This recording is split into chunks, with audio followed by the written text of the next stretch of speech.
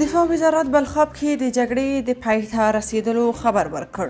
ملي دفاع وزارت د سرپل ولایت په بلخاب ولسوالۍ کې د اسلامي امارت د ځواکونو او د پخواني قومندان مولوي مهدي ترمنځ د جګړې له پای ته رسیدلو خبر ورکړی. د دغه وزارت په خبرپاڼه کې راغلي چې په بلخاب کې جګړه پای ته رسیدلې او د اسلامي امارت ځواکونو ته کوم زیان نه دی رسیدلی.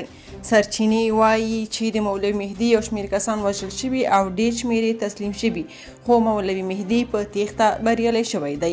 د نظامي چارو شنونکی اسدالله ندیم وایي غوره ده چې طالبان له تاوتریخوالي لاس واخلي او ومني چې له دوی پرته نور هم افغانان دي او حق لري چې ژوند وکړي او حق لري چې کار وکړي او حق لري.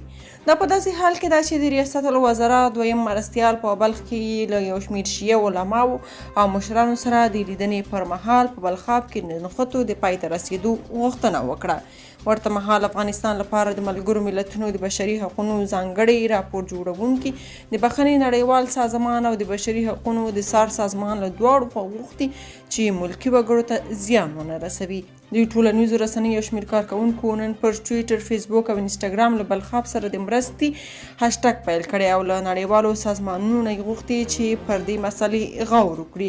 په ځینو ویډیوګانو کې چې په ټولنیزو رسنیو کې لاس په لاس کېږي ادعا شوې چې د اسلامي امارت ځواکونه له درنو پوځي تجهیزاتو سره د بلخاب په لور روان دي.